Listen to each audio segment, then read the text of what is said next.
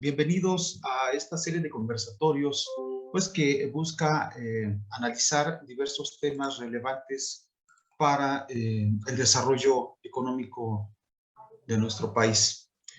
El día de hoy vamos a abordar un tema pues sumamente relevante, diría yo, ya que estaremos abordando el tema de las estrategias urbanas para enfrentar el cambio climático. Como sabemos, el cambio climático es quizá uno de los más grandes retos que enfrenta y enfrentará la humanidad en los siglos venideros. El cambio climático, este fenómeno de largo plazo, obligará a los seres humanos y a otras especies a adaptarse para subsistir y desarrollarse en las nuevas circunstancias. El reto que hace algunas décadas se veía pues lejano,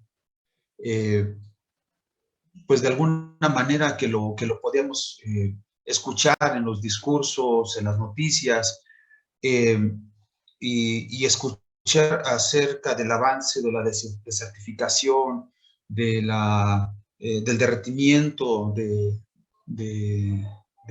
los polos, de la escasez del agua, de la reducción en la productividad agrícola y muchos otros fenómenos como la pérdida de especies, como decía yo, que parecía tan lejano, se manifiesta ahora en todos en los ámbitos rurales, en los hábitos urbanos, en las colonias. Nada menos, nosotros hemos visto cómo los fenómenos naturales han ido intensificando tanto su fuerza como su recurrencia. De esta manera, lo que también hemos visto, y debido a la concentración que existe en la población de las ciudades, vemos cómo éstas se han ido convirtiendo en entes sumamente vulnerables, que están expuestas a sufrir los efectos negativos del cambio climático. Ante ello, es innegable la necesidad de plantear desde ahora nuevas estrategias con una visión precisamente que enfrenta el cambio climático para pugnar por condiciones de adaptabilidad y de resiliencia que permitan de alguna manera incrementar la viabilidad de nuestras ciudades y de nuestras economías.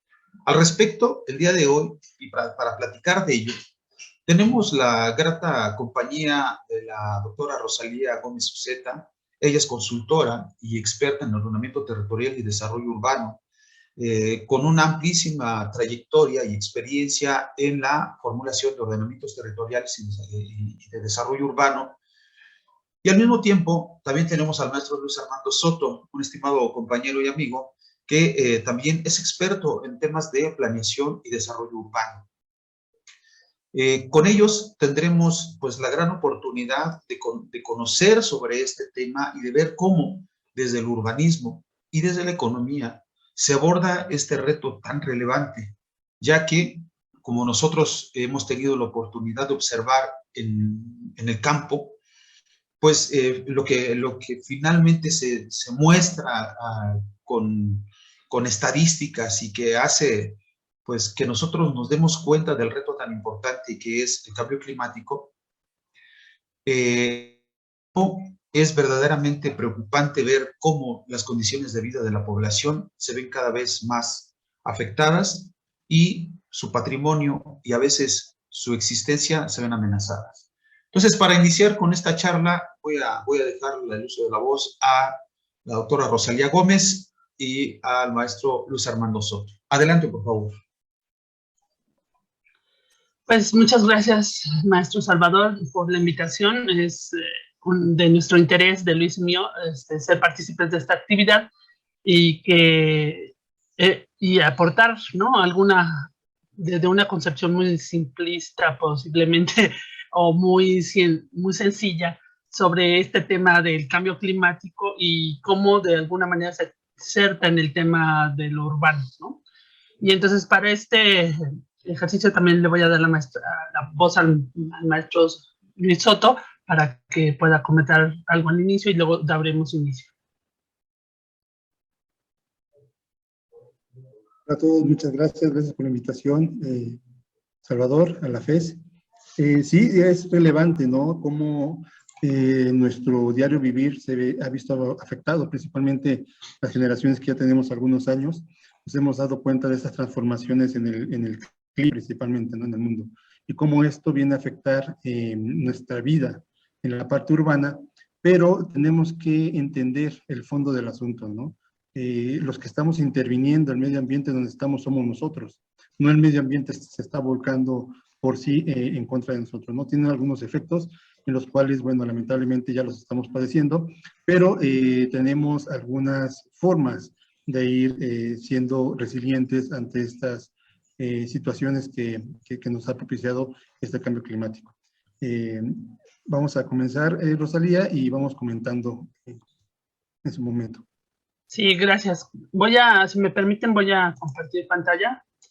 Les preparamos un poco de material que creemos que integra algunos aspectos que son muy relevantes y que se tienen que tener en consideración para poder hablar sobre el cambio climático y cómo este se vincula al ámbito urbano.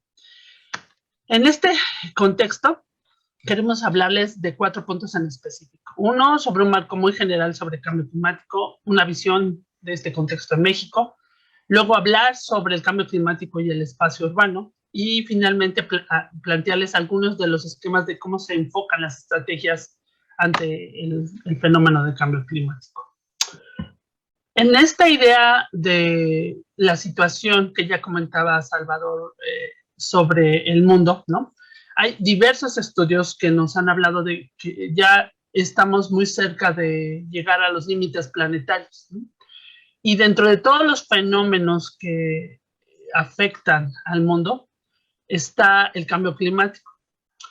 Como ustedes pueden ver en la imagen, el cambio climático es uno de los fenómenos que afectan el mundo y que en un sentido de semaforización, de verde lo menos afectado hacia rojo lo más afectado, el cambio climático, los investigadores a nivel internacional lo han definido como un fenómeno que afecta ya en un color amarillo, que está realmente condicionando las formas de vida y las formas de producción en el mundo.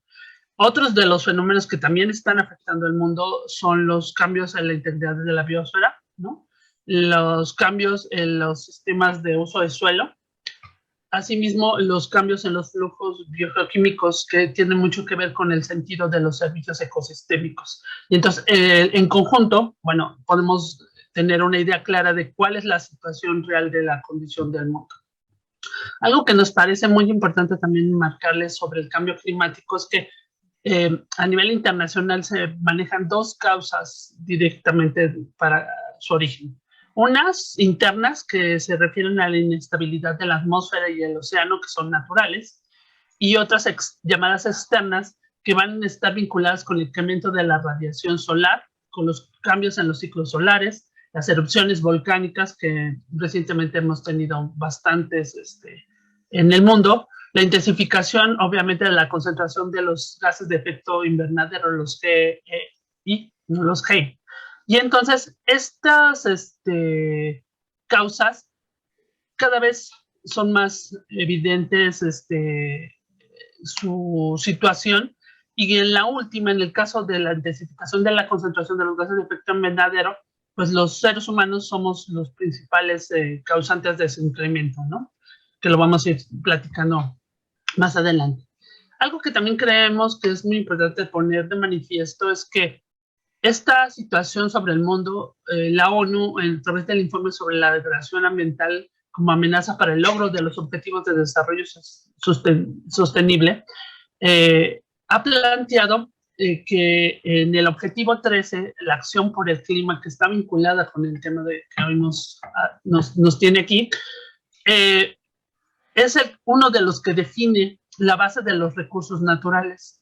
Y esa base de los recursos naturales, de alguna manera, son el sustento para el elemento de la producción y el consumo y el bienestar social. En el caso de la producción del consumo, en el objetivo 11, como pueden ustedes ver en la imagen, está incluido el objetivo de ciudades y comunidades sostenibles. Y entonces, mucho del referente de los análisis, de las propuestas que se puedan estar elaborando con esta visión, tendrán que ser consideradas como un tema fundamental para los enfoques. En ese contexto, como todos casi sabemos, y como ya Salvador lo comentó hace un momento, la temperatura global promedio entre 1850 y 2020 es evidentemente, se ha incrementado, ¿no? Y recientemente, en las últimas 4 décadas, es donde se manifiestan mucho más los incrementos de esos procesos de incremento de temperatura.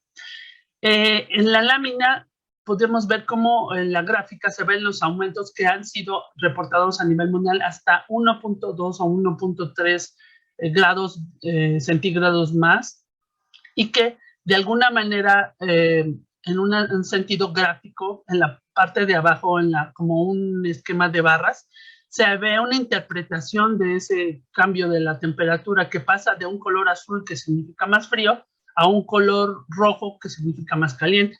Y entonces esta interpretación ha permitido a nivel mundial que las personas en un sentido general puedan entender más fácilmente cómo se ha dado este proceso y cómo se sigue dando. Esa representación en barras del cambio de la temperatura global, bueno, aquí se manifiesta muy claramente con momentos que ya en las últimas, después de 1980 se manifiestan muy, muy claramente en rojo, ¿no? Con barras de mayor intensidad en rojo, lo que nos habla de incrementos bastante sensibles de la temperatura. Y esta es una representación para el caso de México. Y aquí podemos ver cómo empezamos a tener modificaciones de los patrones desde 1950, ¿no? Y que se han ido intensificando en las últimas décadas, son 2, 3 décadas más recientes, y que actualmente se manifiestan ya con patrones mucho más claros de incrementos de la temperatura. El IPCC, el Panel Intergubernamental de Cambio Climático a nivel internacional, en 2021, planteó cosas que nos parecen muy importantes. Una es que desde la revolución industrial, la emisión de gases de efecto invernadero ha aumentado muy fuertemente, ¿no? Y ha ocasionado que haya un aumento en la temperatura global estimada de 1.1 grados centígrados con respecto a los niveles preindustriales, que es un tema relevante que inserta el cambio climático en la visión económica, ¿no? Que podemos charlar al final. Asimismo, el reporte habla de que los fenómenos que se han visto más manifiestos a nivel mundial han sido las olas de calor, los extremos fríos, ¿no? Que se han vuelto menos frecuentes y menos graves en un sentido genérico. En cuanto a las precipitaciones intensas, estas han aumentado en términos de su frecuencia y su intensidad. Se da también un incremento de las temperaturas medias y hay una multiplicación de los extremos cálidos, o sea, los días que hace calor están muy por encima de los patrones normales, ¿no? Se están superando. Asimismo, hablan de las sequías agrícolas y ecológicas como estos fenómenos relevantes, el aumento, obviamente, de los ciclones tropicales intensos, que las categorías cada vez son de 4 o 5, la mayoría, la disminución, obviamente, del hielo marino en el Ártico, que es lo más representativo, la reducción de las capas de nieve y del permafrost, en el caso de México para la parte de las montañas nevadas, bueno, es evidente el efecto de no continuo de la aparición de nieve. Asimismo, entre 1901 y 2018, el incremento del nivel del mar ya medido nos hablan de que ha sido de 20 centímetros y estiman que para el 2100 va a ser de 40 centímetros, lo que va a implicar la inundación en muchas de las zonas costeras o de las islas que se pueden encontrar a niveles bajo el mar. Así, este contexto a nivel internacional ha propuesto estrategias para la previsión del impacto del cambio climático y se fundamentan en un principio precautorio que es muy importante tener claro. Este principio precautorio nos dice que no se debe de posponer la aplicación de las medidas de mitigación y de adaptación, aunque no haya una evidencia neta de los efectos de cambio climático. Y entonces, con ese contexto, es importante enmarcar que las medidas de mitigación las plantean como unas políticas y acciones para reducir las emisiones de las fuentes de dióxido de carbono a través de la captura y el almacenamiento del CO2 en los ecosistemas predominantemente.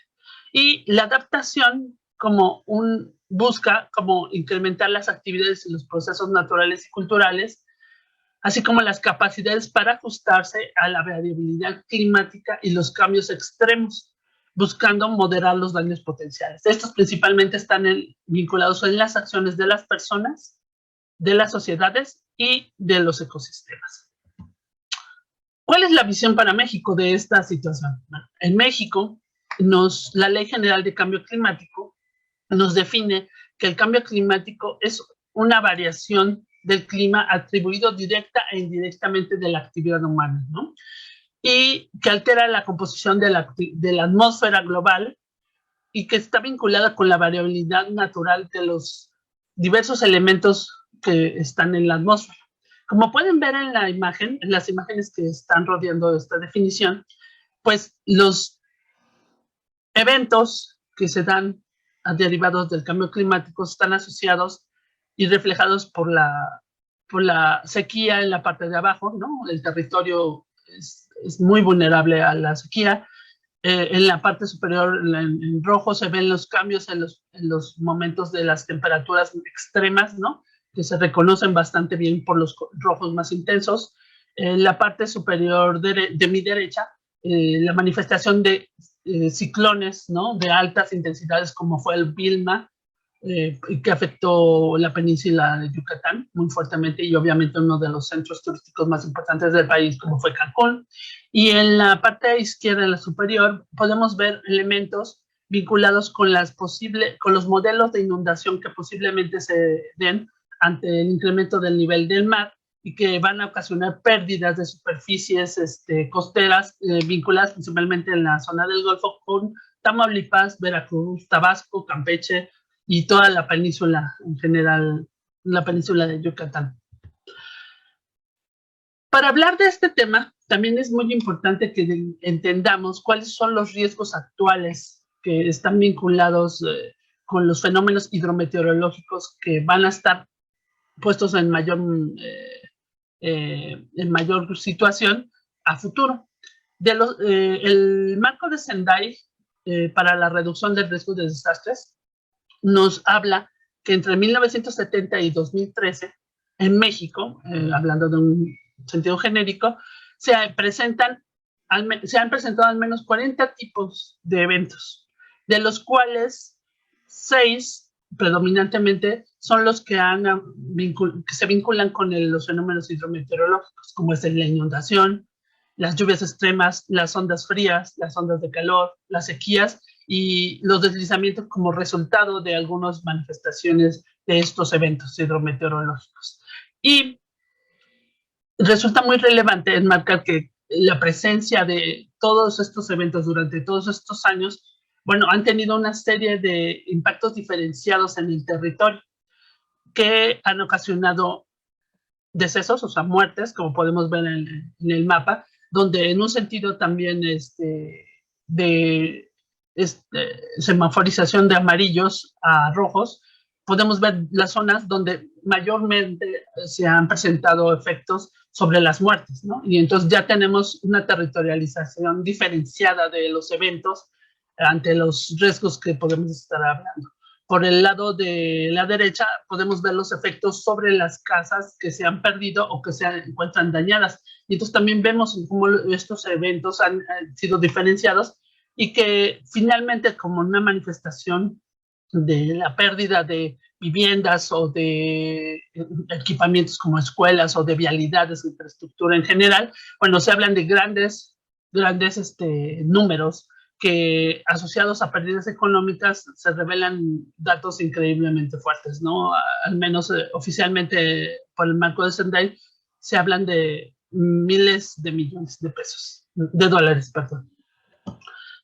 Y entonces las evidencias del cambio climático en el país están vinculadas principalmente con información del INEC, del Instituto Nacional de Ecología y Cambio Climático, el aumento entre 1 y 2 grados de temperatura esperados al año 2050, así como la presencia de temperaturas extremas y golpes de calor, con sequías más prolongadas e intensas, debido a que el calor se ha aumentado, y nos puede referir a procesos donde ha habido fenómenos de sequías en el país muy fuertes que están reflejados numéricamente ahí y que, bueno, pueden hablar en ese contexto.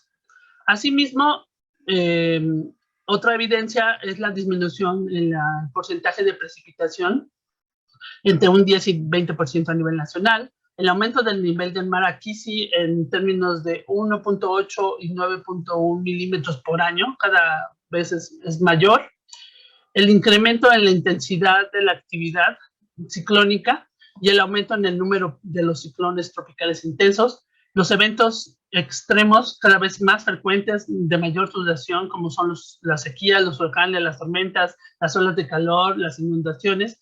Y algo que resulta importante en términos urbanos y que más adelante podemos platicar es la elevación del número de días y noches calurosas, que va a demandar mayores usos energéticos para refrescar los espacios, ¿no? Pueden ser las casas o pueden ser las oficinas, por ejemplo.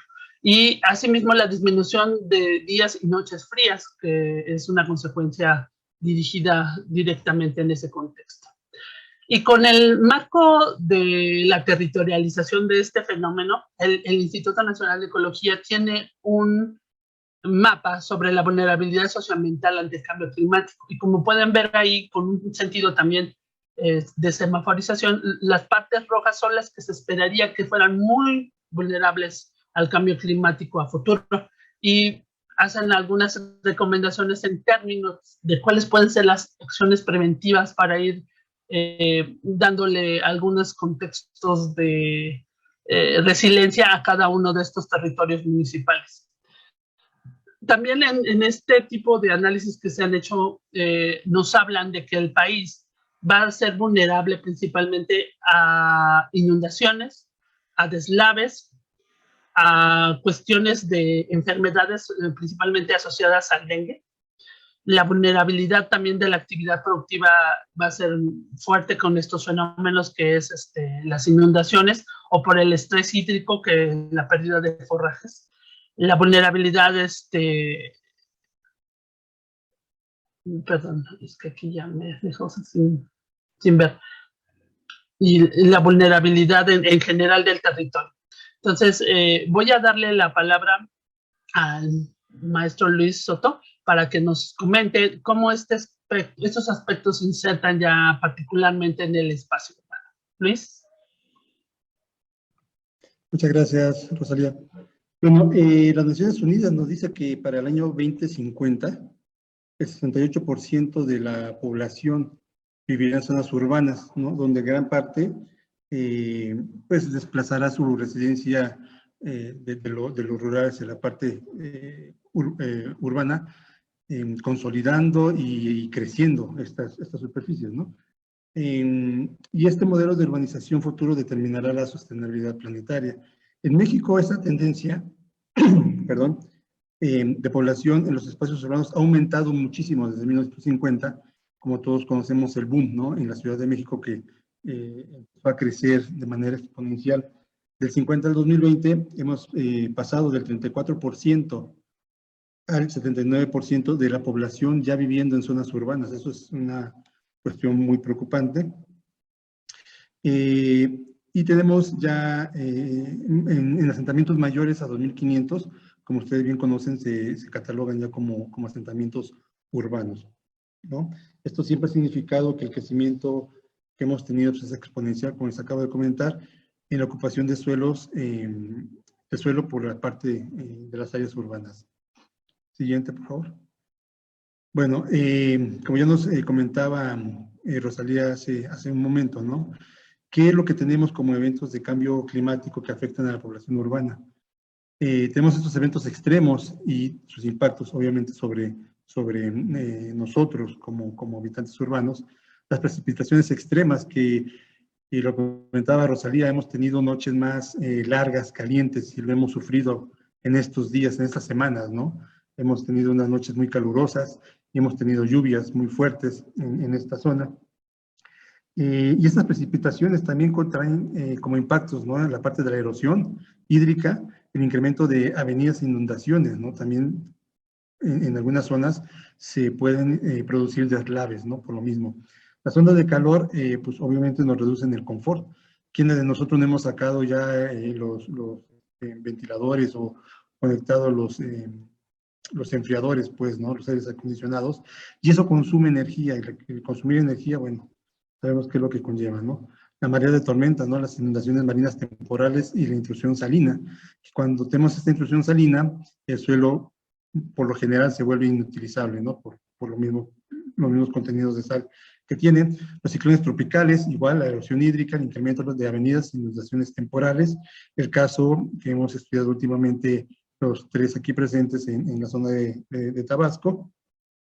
Los frentes fríos, ¿no? Bajas en temperaturas mínimas, inundaciones temporales, y las ondas del este, ¿no? Que son bajas en temperaturas mínimas, inundaciones también temporales. Siguiente, por favor.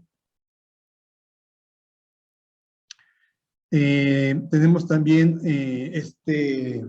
estos eventos extremos y sus impactos, ¿no? En estas imágenes que podemos visualizar, que ya cada vez son más frecuentes, ¿no? Las inundaciones y esta pérdida de límite de las zonas de playas, ¿no? Principalmente en nuestro Golfo de México. Ustedes recordarán, como bien comentaba Rosalía, Vilma, ¿no? Cómo arrasó con la parte de las costas de Cancún, y se tuvo que hacer una inversión muy, muy fuerte para recuperar estas playas, ¿no? Tenemos inundaciones, inundación permanente del territorio por incremento del nivel del mar, como lo comentaba Rosalía, de hasta 0.5 metros, ¿no? Podemos ver esta parte de las inundaciones, incrementos de temperatura también, el descenso de la temperatura, igual, pérdida de confort climático por sensación de bochorno, ¿no?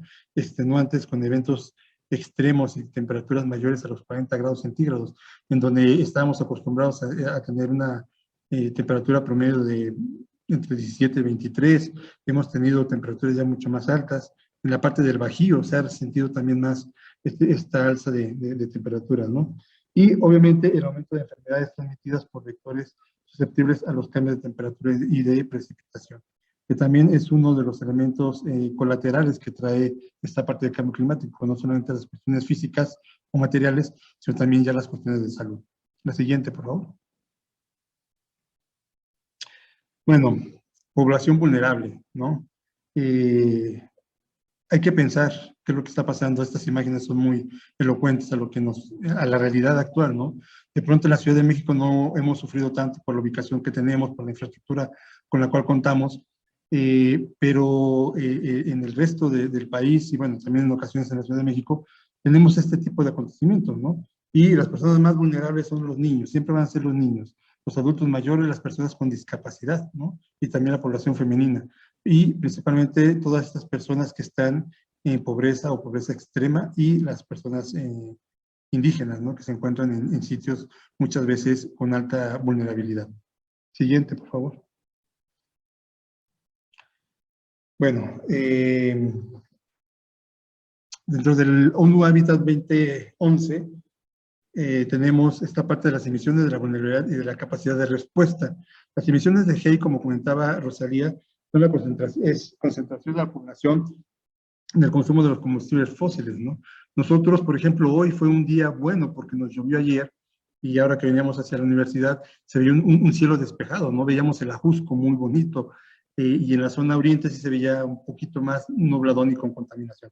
El caso, por ejemplo, de Querétaro, que es una ciudad que frecuento mucho, ya es preocupante los niveles de contaminación que podemos nosotros ver en Querétaro. En los últimos 20 años, digo, yo no veía a Querétaro como con mucha contaminación, y actualmente vamos y está casi igual que la Ciudad de México, ¿no? Es preocupante en estas grandes ciudades cómo los efectos de gas, de efecto invernadero han incrementado, ¿no? Bueno, el uso intensivo, principalmente por la cuestión de los transportes de combustible, y también por la energía en las edificaciones comerciales o residenciales, ¿no? Del alumbrado, de la cocción de alimentos, de la calefacción y del acondicionamiento del aire, ¿no? de la producción industrial y del tratamiento de los residuos que diariamente nosotros generamos como toneladas y toneladas. Esta parte de la vulnerabilidad, la población puede verse directamente afectada, ¿no?, por las condiciones meteorológicas extremas o a condiciones de exposición vinculada con los aspectos de pobreza, ¿no?, que tienen unas construcciones muy débiles, están asentados en suelos inestables o no propicios, pues, para poder tener un buen desarrollo, o los materiales que utilizan no son los adecuados, pues, por la misma pobreza con la que ellos lo pueden construir. Entonces son las personas que tienen mayor vulnerabilidad. Y obviamente, bueno, tenemos esta capacidad de respuesta, ¿no?, que, pues, comentaba en un inicio, somos muy resilientes. Estos espacios propicios para que nosotros podamos tener una respuesta ante estos eventos y podamos traducirlos en beneficios sociales, ¿no? Se concentra la capacidad que tenemos nosotros, técnica o hasta creativa, para poder solucionar este tipo de problemas, ¿no? Ahí se concentran las capacidades intelectuales, empresarial y financiera, capaz de diseñar, probar e instrumentar alternativas con la intención de mitigar las emisiones de gases de efecto invernadero y disminuir esta vulnerabilidad, ¿no? Tenemos en el caso de la imagen inferior derecha, una propuesta de cómo se le pueden levantar las casas para que puedan enfrentar las temporadas de inundaciones. Siguiente, Ros, por favor. Bueno, ¿quieres continuar, Rosalía, en esta parte?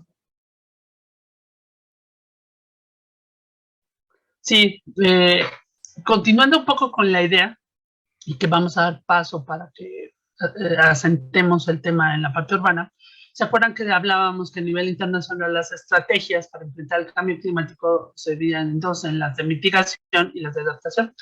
Dentro de las estrategias de mitigación, obviamente, está la reducción de las emisiones, ¿no?, de gases de efecto invernadero, que están vinculadas a los cambios de los patrones de producción y de consumo, así también con cambios en la tecnología, ¿no?, como el caso de los autos, ¿no?, de pasar a ser los más eficientes o consumo de otros tipos de energía que no sea el petróleo, el cambio en las formas de movilidad, ¿no?, que tienen que ver con cómo las personas se desplazan y están vinculadas con los transportes, las rutas y las formas eficientes de viajes, la peatonalización de las calles o la semaforización. Asimismo, tienen que ver estas estrategias con la reducción de la producción de residuos sólidos, que basura, por decir en algún caso, que es muy importante su manejo para reducir las emisiones. En términos de la calidad del aire, también se habla como una estrategia de la mitigación y que está vinculada como que también necesita enfrentar un cambio tecnológico de los vehículos, no solo del transporte público, sino también de los particulares, que en un sentido genérico, bueno, predominan aún la tecnología basada en petróleo. Asimismo, como parte de las estrategias de mitigación están los cambios en la producción de energía, que tiene que ver con energías alternativas, como puede ser la solar o la eólica.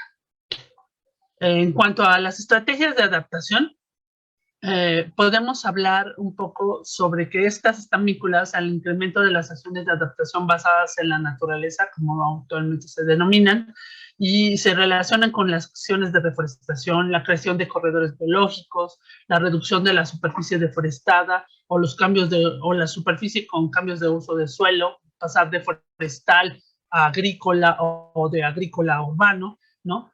Y asimismo con acciones vinculadas a vivienda, a infraestructura que se adapte a las condiciones de que los eventos extremos pueden ocasionar en el territorio.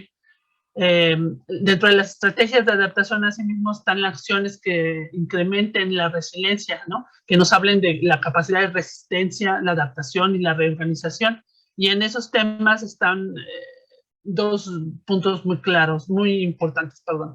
El incremento de las capacidades sociales e institucionales para hacer frente a este evento y la cultura climática para la población en general. En las láminas que pueden ver ustedes, las imágenes que pueden ver ustedes están, como Luis les comentaba, la construcción de palafitos para las zonas costeras, el corredor biológico mesoamericano, que es parte de un proyecto internacional donde México es parte importante, en las manifestaciones de la sociedad, ¿no? En términos de garantizar los derechos de las personas a futuro, y acciones, por ejemplo, muy dirigidas por parques lineales, ¿no? Aquí en la Ciudad de México, que están vinculadas a reducir los efectos de las precipitaciones y a crear espacios públicos vinculados a estos y que garanticen el manejo de los grandes volúmenes de agua que se dan durante las lluvias extremas. Y finalmente quiero darle la voz a Luis para que nos comente un poco cuáles son los instrumentos urbanos que se tienen desde la política urbana para poder enfrentar el cambio climático. Gracias, Rosalía.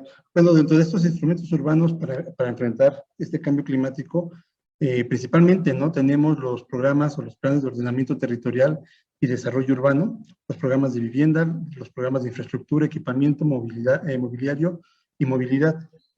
Y estos instrumentos normativos, ¿no? Clasificación del suelo urbano, lo que es urbanizable, lo que no es urbanizable, estos códigos, reglamentos considerando los riesgos actuales y futuros, y todo este análisis que se tiene ya a nivel territorial que nos pueden definir qué condición tiene cada una de las zonas del país.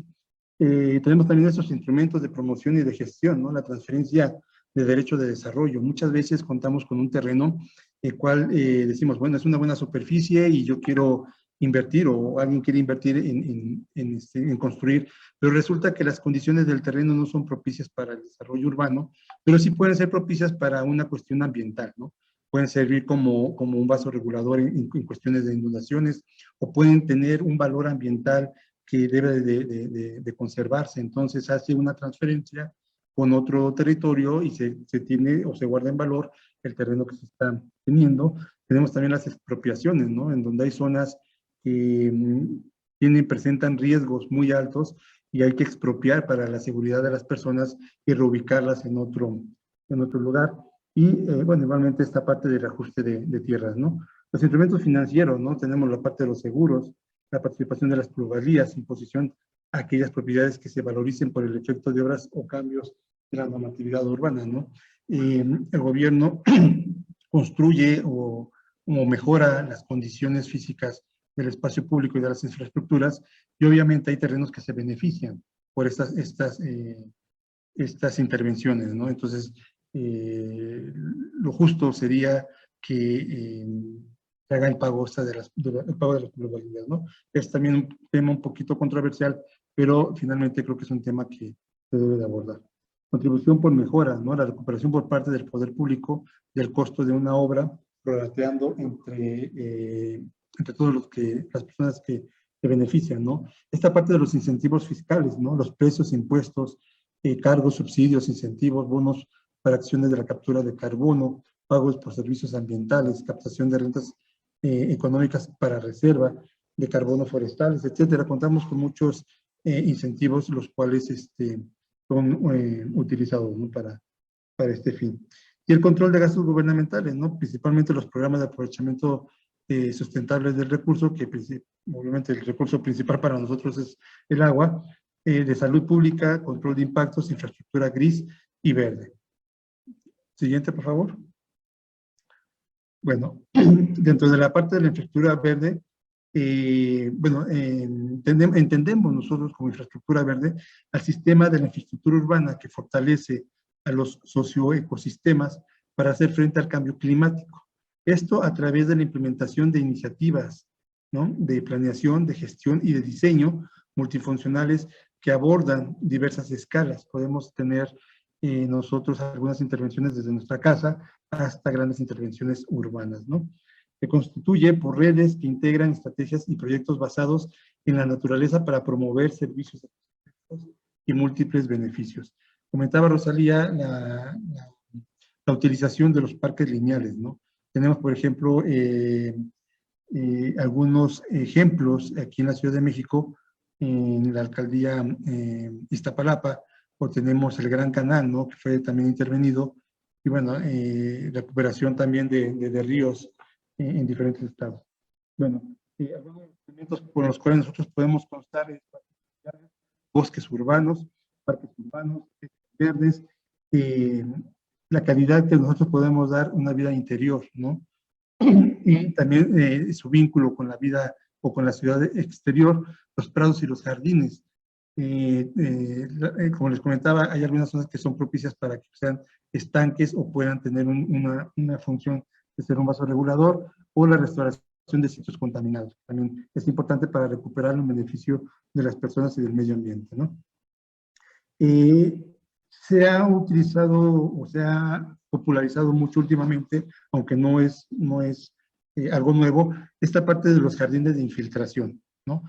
Como bien sabemos, cuando nos lleva a la Ciudad de México, la mayoría, casi un alto porcentaje del agua, se va al drenaje, ¿no? La intención de estos jardines para infiltración es poder tener superficies verdes, las cuales puedan ayudarnos a captar esta agua y permitir infiltrarla al subsuelo, del cual nosotros estamos muy carentes, ¿no? Para que se puedan tener recarga de los mantos freáticos. Los pozos, aretes y alcorques se instalan a lo largo de las vialidades, principalmente para que en los arroyos se puedan, se desahogan las aguas, se concentran en estos jardines de infiltración y pueden permitir filtrar el agua. Aquí hay un tema también que hay que tratar, porque ya estamos muy dañados en la parte del subsuelo y hay que ser muy cuidadosos con el manejo de este tipo de jardines y en dónde, ¿no? Es tema para otra conversación, pero bueno, son cosas que se están empezando a hacer. Bueno, de manera muy general también yo quisiera nada más cerrar esta parte de infraestructura verde, que la utilización de la arquitectura bioclimática, ¿no? En las partes urbanas, la utilización de una buena orientación de los asoleamientos, de materiales de la región, ¿no? Que nos proveen de una buena ventilación o de que sean construcciones cálidas en tiempos de frío, etcétera, ¿no? Que son fundamentales para que nosotros podamos disminuir el consumo de combustibles para subsanar este tipo de cuestiones. Bueno, hasta el momento sería todo. Seguimos con la parte de la dinámica, Salvador. Sí, muchas gracias. Bueno, pues muy interesante este recorrido. Y hay quienes de alguna manera nos hemos acercado a entender el cambio climático y sobre todo a analizar los efectos que tiene sobre los bienes, incluso sobre la vida de las personas. Nos hemos encontrado con algunas contradicciones. Por ejemplo, hemos visto que la inversión para enfrentar el cambio climático ha sido cada vez mayor. De hecho, el gasto que ha estado orientado a solventar los efectos generados por diversos desastres mal llamados naturales, como dice Musgrave, son gigantescos, ¿no? De hecho, muchas naciones se ven obligadas a recibir apoyo del exterior porque no pueden superar los efectos de manera endógena. Por otro lado, precisamente el Marco de Sendai en 2015, en su reporte, señala que cuanto más se ha invertido en enfrentar los efectos del cambio climático, parece que la vulnerabilidad crece.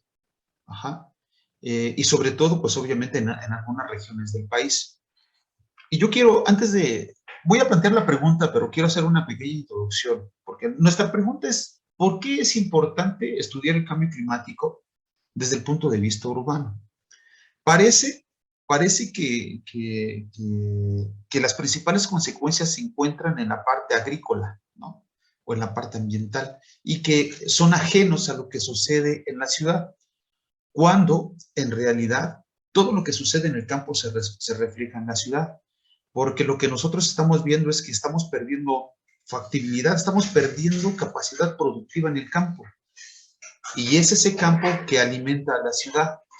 Estamos viendo que estamos detrás del problema, porque siempre estamos invirtiendo en resarcir los daños que se presentan, ya sea por un desastre o por los efectos sistemáticos del cambio climático, y estamos viendo que el nivel de inversión es casi 6-1, es decir, nos saldría 6 veces más barato estos efectos que resarcirlos.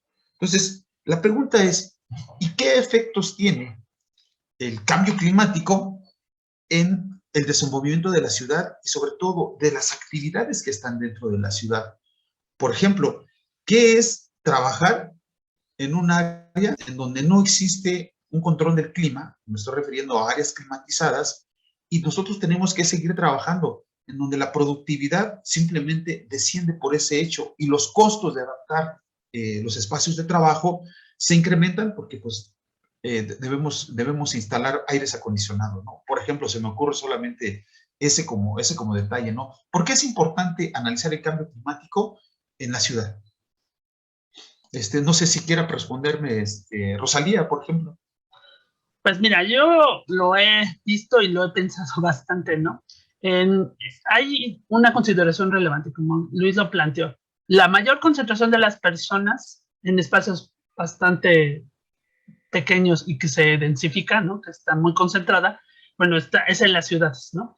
En las ciudades, desde las ciudades pequeñas, como de mayores de 2.500 habitantes, hasta las megalópolis, como la Ciudad de México, ¿no? Y entonces, en ese ejercicio diferencial, lo que podemos ver son los diferentes efectos que pueden ser derivados de los eventos extremos, ¿no? Creo que el análisis sobre la ciudad ¿no? Y va a ser a futuro un elemento central debido a que ahí se concentran las personas, ¿no? Hay zonas y áreas muy específicas que son de alta vulnerabilidad, ¿no? Hay ejercicios donde se concentran las actividades productivas, ¿no? De otro tipo que no son de las primarias, como la industrial, que también se ven muy afectadas. Hay ejercicios muy claros en el Bajío, donde las zonas industriales se inundan, ¿no? Cuando se vienen las avenidas, que generan costos muy altos, o las zonas residenciales de niveles de gasto alto, o las de zonas de marginación, pues también se inundan, ¿no? Entonces, todos esos efectos generan procesos sociales que van a encrudecer la cotidianidad en la vida urbana, ¿no? Por decir alguna cosa. No sé, Luis, ¿qué piensas? Adelante, Luis, adelante. Sí, bueno, mi visión es más del lado de la parte urbana, aunque no desconozco la parte ambiental. Yo les comentaría que sí, digo, somos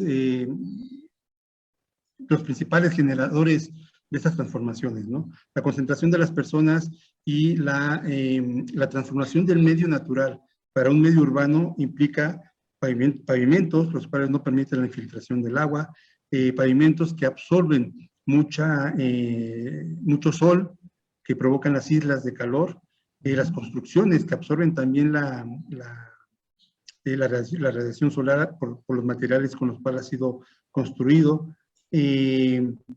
Hemos generado un desequilibrio en el sistema ambiental y tan solo nos ponemos a pensar, como comentaba Rosalía hace rato, el manejo de los residuos sólidos, ¿no? que generamos nosotros día con día en cada uno de nuestros asentamientos urbanos. Digo, no hablemos de la Ciudad de México porque es una escala monumental. ¿Qué es lo que pasa con estos residuos sólidos, ¿no? Hay mucha gente que todavía en localidades urbanas que son mayores a 2.500 sale a quemar su basura, ¿no? Hay mucha gente que cocina con leña todavía en muchas de las pequeñas ciudades también, ¿no?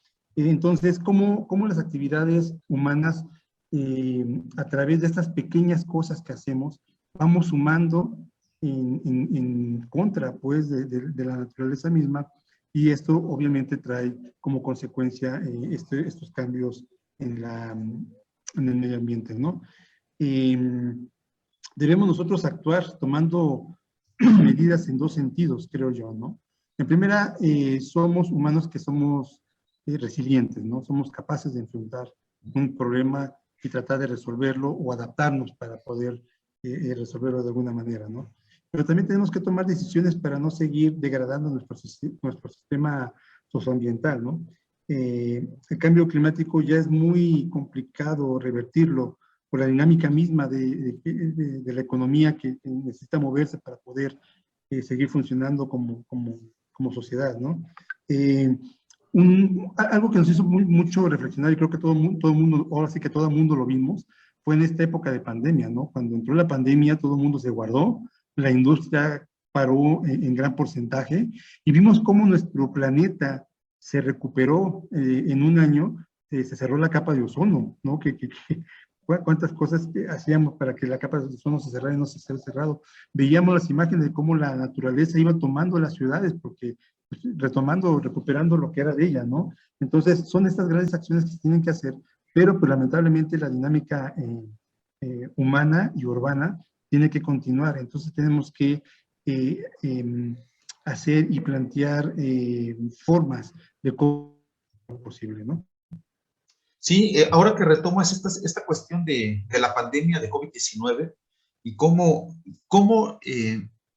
fue posible evidenciar incluso las desigualdades, ¿no? O sea, fue un catalizador para evidenciar las desigualdades que tiene nuestra sociedad y nuestras ciudades, ¿no? Porque si hubo una capa de la población que sufrió los efectos del COVID-19, fueron los más pobres, ¿no? Porque tenían menos elementos pues, para soportar. O sea, es cierto, muchas actividades económicas tuvieron que detenerse, tuvieron que reducir incluso su actividad hasta el cierre de actividades. El doctor Arturo Huerta ya hablaba sobre el número de empresas que tuvieron que cerrar y despedir a millones de trabajadores. Entonces, lo que estamos viendo es que los más pobres son los que sufren los efectos en este caso, de la pandemia. Pero en términos de cambio climático, al parecer es lo mismo, porque lo que nosotros estamos viendo es que las personas acceden a un lugar de residencia y a las condiciones de su entorno en función de su ingreso, de su percepción, de sus percepciones, ¿no? Entonces, en términos de cambio climático, no todos necesariamente tenemos las condiciones para adaptarnos, ¿no? O sea, no como personas. No tenemos capacidad para adaptarnos y mucho menos para asumir algunas estrategias que tiendan a la mitigación del cambio climático. Al contrario, parece que estamos asumiendo actitudes que van en contra nuestra, como quemando nuestra basura, ¿no? Por decir algo, ¿no? Todavía hay demasiados lugares en donde no hay posibilidades de que los desechos sólidos sean tratados correctamente. En este sentido, y previendo pues esta inequidad que existe en términos de la adaptación, no solamente de las personas, sino también de los gobiernos, que también llegan a ser víctimas de los efectos del cambio climático. Aquí la cuestión es, o sea, ¿qué peligros enfrenta la ciudad? O sea, ya hablamos de los peligros en términos de la factibilidad que se tiene, por ejemplo, en la producción o en la sostenibilidad de algunos ecosistemas. Incluso ya hemos visto de algunos problemas específicos, ¿no? Pero, ¿cómo afecta el cambio climático a la viabilidad de las ciudades? Que con este cambio climático sigamos pensando que nuestras ciudades pueden seguir con el mismo patrón de crecimiento, sobre todo por lo que decía Rosalía, hay países incluso, no solamente ciudades, sino países que están amenazados y que están algunos condenados a desaparecer. ¿Qué viabilidad tienen las ciudades? ¿Qué problemas enfrentan? ¿Qué peligros tiene la ciudad en este escenario de cambio climático? Luis, por favor.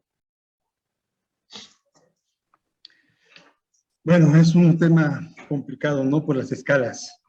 Tenemos el caso de Holanda, ¿no? Que Holanda está bajo el nivel del mar. Algunas de las ciudades, pues, ya han sido resilientes, han creado infraestructura para no inundarse, ¿no? Pero bueno, va a seguir el incremento. Tabasco se inunda frecuentemente con las lluvias, ¿no? Lo que tú comentabas, Salvador, lamentablemente las personas de bajos recursos buscan en dónde asentarse y donde se asientan son lamentablemente las periferias o lugares que no tienen desarrollo urbano porque son zonas de riesgo, ¿no? De deslaves, en las barrancas, zonas inundables, etcétera, y llegan ahí, se asientan lamentablemente, y obviamente cuando llega un efecto, un hidrometeorológico o también sísmico, etcétera, son los primeros que sufren estas consecuencias, ¿no? Pues no sé, hay que hay que tener se cuenta con planeación, con la planeación, o sea, con un ordenamiento territorial, una planeación en cuestión de desarrollo urbano, pero muchas veces, creo yo, falta un poco de voluntad política y de cultura, como bien lo comentaba Rosalía al inicio, de cultura sobre el cambio climático, ¿no? Entenderlo, dimensionarlo, y creo yo que es una de las bases principales para poder solucionar esta parte de los peligros, ¿no? Está muy bien analizado el país, las últimas metodologías para el ordenamiento territorial y el desarrollo urbano insisten mucho en que la población esté en las mejores condiciones, ¿no? Tanto físicas como sociales, y en eso se establece que no estén en zonas de riesgo, ¿no? O zonas propensas a ciertos riesgos. Creo yo que las leyes y las partes que nos dirigen, ahí están, pero nos falta esta parte de la voluntad política, de una mayor cultura hacia los demás. Creo que cuando nos los explican, cuando lo entendemos, lo aprendemos y nos preocupa. Yo creo que si hacemos extensiva estas campañas, pues, sobre cambio climático, pues se están haciendo esfuerzos, pues, no hay que desconocerlo. Se están haciendo esfuerzos, pero creo que tiene que ser a una mayor escala, ¿no? Para que toda la gente entendamos que desde nuestra casa podemos tener prácticas que benefician a nuestro medio ambiente, y podemos, de alguna manera, sumando entre todos, reducir estos impactos hacia el cambio climático. Sí, resulta bastante interesante esto que planteas. Yo plantearía la misma pregunta, Rosalía. O sea, es factible pensar en que en el futuro estamos haciendo proyecciones a 50 años, ¿no? Pero eso es en términos muy humanos, ¿no? En términos climáticos, pues eso no es nada, ¿no? Entonces, la pregunta concreta es, o sea, ¿existe factibilidad para que las ciudades pues sigan creciendo? Ya no con los patrones estos, ¿no? Sino con una visión de cambio climático. Sobre todo porque estamos viendo, y Rosalía lo mencionó, este riesgo tan alto que ya existe para algunas ciudades, para algunos países. Por ejemplo, actualmente Monterrey está sufriendo una crisis hídrica. Ya vimos también en los casos de Australia, estamos viendo el avance de los desiertos allá en Asia, ¿no? Bueno, pues en todas partes, ¿no? También en México. Y el caso de Tabasco, ¿no? Es un caso que es digno de estudio. Es un estado donde aproximadamente 30-40% del territorio se considera quedará bajo del espejo de agua, ¿no? Y de mar, ¿no? O sea, no solamente solo agua, sino agua de mar. Entonces, ¿qué factibilidad podríamos pensar que tienen las ciudades en términos de su desarrollo futuro en este escenario de cambio climático? ¿Tú qué piensas, Rosalía? Bueno, yo quiero poner en la mesa 2 puntos. Uno es que dentro de los peligros ante este fenómeno, uno es la reubicación total de los espacios urbanos. Las zonas costeras, ¿no? Donde hay un gran número de ciudades, es un ejemplo clásico, y será un ejemplo clásico sobre cómo el efecto del impacto del cambio climático va a impactar sobre la ubicación de las personas y sobre la economía, ¿no? En el caso, retomando un poco el ejercicio de Tabasco, como bien dicen, mucha de la infraestructura petrolera tendrá que ser adaptada con esta visión. Las comunidades costeras, ¿no? Como vimos en algunas de las imágenes que presentamos, ya están siendo afectadas, ¿no? Por la pérdida de la línea de costa, y que hace que la población se vaya hacia atrás, ¿no? Pero finalmente en ciertos momentos va a tener que ser desplazada, ¿no? Y la ley, bueno, ya en el marco ya nos habla de que se pueden hacer expropiaciones y que puedes echarte hacia atrás. Otro peligro es que si no enfrentas ese tipo de procesos, pero enfrentas la sequía, ¿no? ¿Cómo se van a dar los servicios básicos, como el agua, ¿no? O, por ejemplo, si se incrementan las inundaciones, ¿cómo las zonas donde ya existen claros efectos de las inundaciones y se pueden ser más predominantes, pues se van a hacer mucho más fuertes, ¿no? Y entonces esas zonas de las ciudades, que pueden ser muy particulares en algunos sitios, pues van a tener que ser removidas, ¿no? Y entonces son ejercicios que desde el concepto de la ONU me parecía muy importante, de que tenemos que entender cuál debe ser el modelo de ciudad que tenemos y que es diferenciado para cada territorio. No es lo mismo el Bajío que las zonas costeras o que el norte del país. Los eventos y los antecedentes urbanos, bueno, son diferenciados. Eso yo creo que por ahí lo plantearía. Ok, bueno, ya casi para ir cerrando ya esta emisión sobre estos temas pues relevantes, ¿no? Emergentes, diría yo, y que es necesario ir retomando e ir interiorizando para saber, pues, cuáles debemos seguir para enfrentar estos grandes retos, ¿no? Luis citaba un ejemplo, yo diría icónico, ¿no? Que es el de los Países Bajos, ¿no? De Holanda.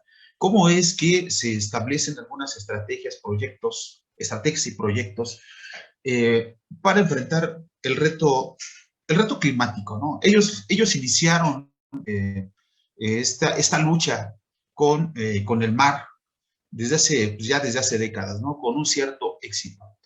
Lo más reciente es de que esas medidas que ellos tomaron para ganarle terreno al mar, pues han tenido que ir siendo actualizadas debido precisamente al incremento del nivel del mar y el incremento de la fuerza de los fenómenos. Eso es algo que ellos lo asumen y que están tomando ya cartas en el asunto.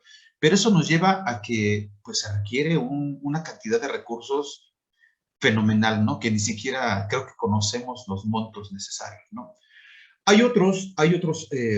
Digamos que hay otros intentos con mayor o menor éxito. Por ejemplo, el control del Támesis en Londres, ¿no? Está, por ejemplo, imagínense ustedes si esto parece una broma, pero las inundaciones de Venecia, ¿no? Que son cíclicas, ¿no? Entonces, hay diversas intervenciones que tienen mayor o menor éxito. Algunas de ellas, pues sí, efectivamente, ciertas condiciones de seguridad para la población y para la actividad. Sin embargo, hay otras que al parecer, en vez de generar más seguridad, generan más vulnerabilidad. Se me ocurre algunas intervenciones, por ejemplo, realizadas en México por Conagua, en donde se establecen algunas medidas de emergencia, perdón, de defensa, que solamente son paliativos y que finalmente pues no logran controlar los fenómenos naturales. Entonces, desde su punto de vista, ¿cuáles son, digamos que cuáles podrían ser algunos de las principales alternativas o estrategias que se han utilizado en algunos lugares donde ustedes han tenido la oportunidad de trabajar y que medianamente, al menos medianamente, han tenido un efecto positivo para mitigar los efectos negativos del cambio climático? Porque hay quien dice que hay efectos positivos, ¿no? Entonces, pero de estos efectos negativos, ¿cuáles son esas estrategias que ustedes creen que han podido tener algún éxito? Si quieres participar, Rosalía, por favor. Bueno, de una manera un poco sintética, yo, dentro de la experiencia que he tenido, la CONAM, ¿no? Ha aplicado políticas, ¿no? De programas de adaptación al cambio climático. Entonces, en las áreas naturales protegidas se toman como los reservorios que pueden ser elementos básicos para los corredores biológicos de los que hablábamos como parte de estas medidas de adaptación. Y entonces, esos ejercicios han sido procesos que han ido caminando y mejorándose, ¿no? Y han establecido líneas de acción que van a garantizar, esperemos a futuro, pues el mantenimiento de los servicios ecosistémicos que van a garantizar ante los fenómenos del clima, bueno, algunas de las reducciones de los posibles impactos, ¿no? Otro ejercicio que creo que ha sido muy interesante es las políticas sobre vivienda, ¿no? La vivienda en términos de los ejercicios de mejorar la condición de la vivienda para edificar, ya considerando cambios en las formas en cómo se diseña la vivienda y dónde está la vivienda, ¿no? Como lo hablábamos de los palafitos, ¿no? Tabasco ha tenido una intervención fuerte con programas internacionales y nacionales, estatales y municipales, ¿no? Que está encaminado y que ya empieza a tener una manifestación de zonas y ejidos y que se ven vulnerados por las inundaciones y que ya existen acciones específicas, ¿no? Y la Ciudad de México, con su programa especial de adaptación al cambio climático también, pues ha hecho muchas obras, ¿no? Que están vinculadas a estos con infraestructura verde y gris para poder reducir los impactos de las inundaciones en muchos sentidos, ¿no? No sé, Luis, ¿qué piensa? A ver, Luis. Hoy estaba notando porque son muchas cosas que se han hecho, ¿no? El trabajar con Rosalía, que digo, es una cuestión ambiental totalmente reconocida, Rosalía, y en esta parte urbana hemos tomado decisiones, ¿no? Al momento de realizar propuestas urbanas, principalmente en las zonas de crecimiento. Estaba recordando ahora que decías de las áreas naturales protegidas. Rosalía es alguien muy ferviente, pues, de esta protección que yo creo que así debe de ser. Y entonces, nosotros estamos esperando a que se determinaran estas zonas de valor ambiental, las áreas naturales protegidas, o zonas que no son susceptibles de crecimiento por las condiciones mismas del uso del suelo en la cuestión de la zonificación primaria, y que con base en eso, nosotros, en la parte urbana, la zonificación secundaria, tuviéramos esos límites, ¿no? Porque anteriormente lo que se hacía, no, zona de expansión y lo que quiera, las hectáreas, y para acá crecemos, etcétera, que de manera general así se hacía la planeación de las ciudades, ¿no? De los crecimientos. Y ahora toma mano la parte ambiental, ¿no? El medio ambiente nos dice, hasta aquí puedes y hasta aquí no puedes, ¿no? Entonces, eso es, creo yo, una de las cosas que se ha logrado, al menos en la planeación que hemos hecho conjuntamente. Otra de las cosas es esta parte de los corredores biológicos, ¿no? Yo lo desconocía, yo lo llegué a conocer con Rosalía, y dice, la importancia que tienen los corredores cuando se estaban haciendo las zonas metropolitanas del Bajío, la importancia que tiene la conectividad de los ecosistemas, ¿no? Que se han perdido por la cuestión de la construcción de las vialidades, de la conectividad, de las líneas de alta tensión que van y devastan por donde pasan, por muchas cuestiones, ¿no? Que se han perdido. Pero la importancia que tiene la recuperación de estos ecosistemas y cómo estos corredores biológicos, de alguna manera, podemos nosotros conectarlos con la parte urbana. Hemos hecho muchas propuestas de parques lineales sobre arroyos o sobre ríos, que te sacan de la ciudad hacia esta parte externa de la ciudad, ¿no? O de la parte externa de la ciudad, de las poblaciones rurales, que conectan hacia la parte urbana, ¿no? Pero crear esas condiciones, esos vínculos, esos recorridos, esos espacios que se antojen hasta caminarlos, ¿no? Para poderlos disfrutar y que también estemos contribuyendo un poco más a la parte del medio ambiente, ¿no?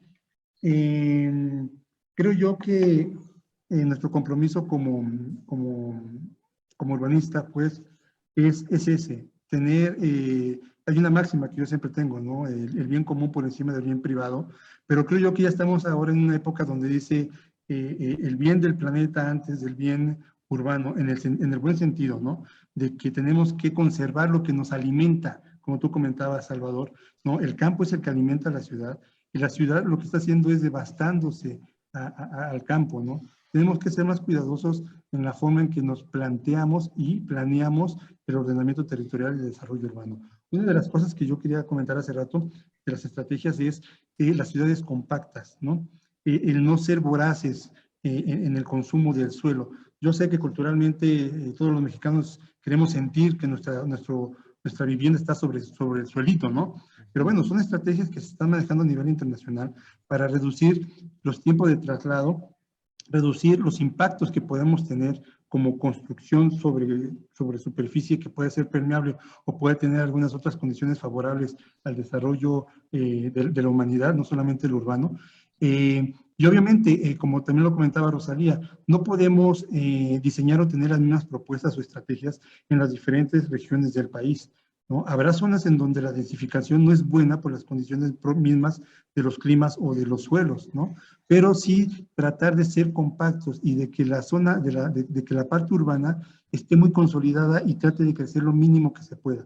En primera, por cuestiones de costos de consumos de agua, de recorridos de infraestructura, de traslados de las personas. Si nosotros logramos ciudades compactas o las famosas caminables de 15 minutos, la gente va a caminar y va a dejar de utilizar vehículos para transportarse, para satisfacer sus necesidades básicas, ¿no? Ya sea la salud, ya sea la escuela, sea el consumo, etcétera, ¿no? Si logramos este tipo de cosas, además de la mano, que afortunadamente la SEDATU lo está haciendo, de propiciar y generar la cobertura de los servicios básicos en zonas, por zonas, pues, ¿no? Que reduzcan los grandes recorridos, eso beneficiaría tanto a la parte social, ambiental, como a esta parte del cambio climático.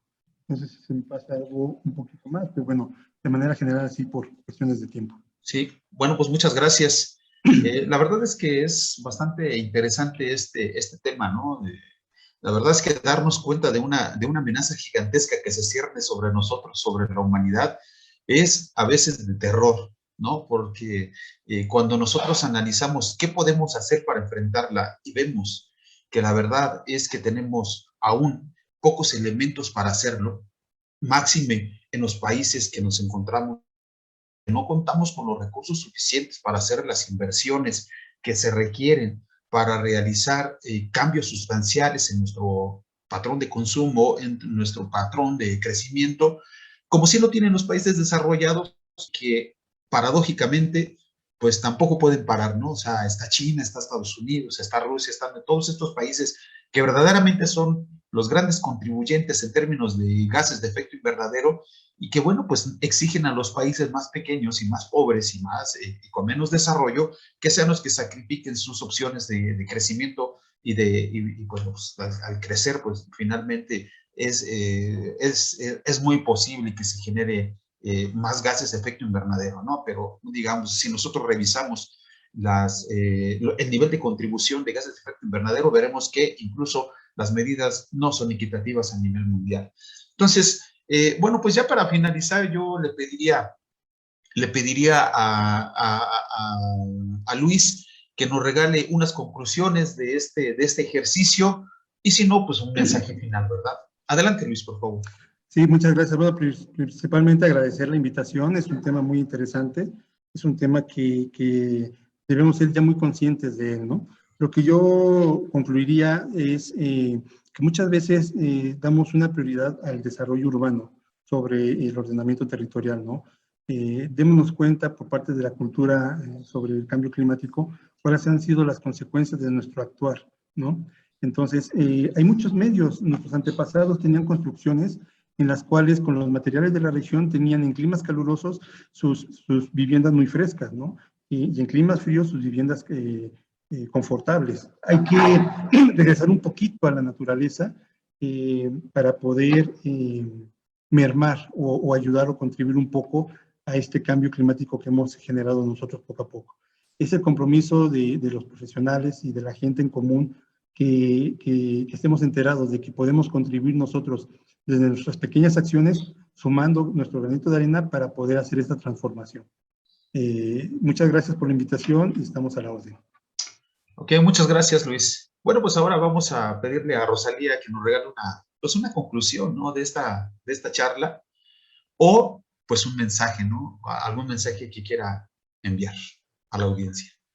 Pues gracias, igual que Luis, agradecer la invitación. Me parece muy importante que este foro, ¿no?, nos abra un poco la puerta para hablar de un tema que hay que exponer, ¿no?, para formar una cultura, ¿no?, como lo hablábamos hace rato. Entonces hay que estarlo poniendo en la mesa para que la gente lo pueda incorporar en su bagaje cotidiano, ¿no?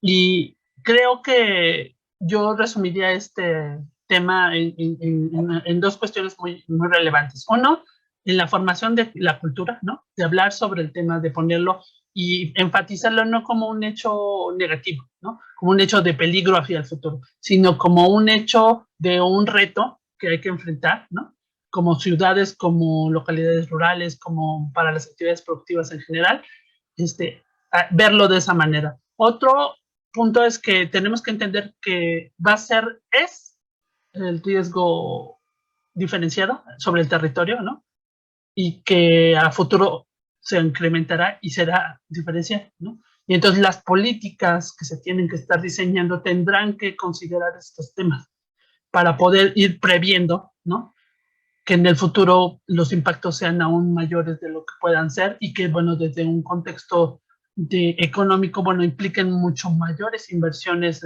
a futuro, como muchos estudios ya nos los han hecho clarísimos, ¿no?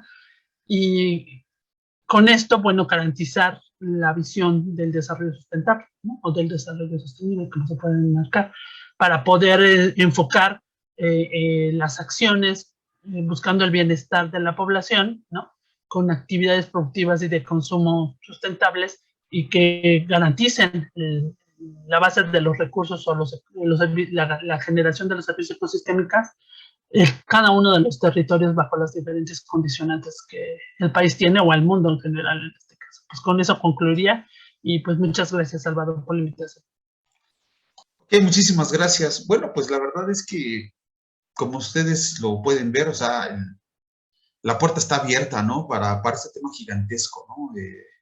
Que hay que estudiarlo, hay que entenderlo y entender sobre todo el papel que nos toca a nosotros jugar como personas, como ciudadanos y como habitantes de este planeta, ¿no?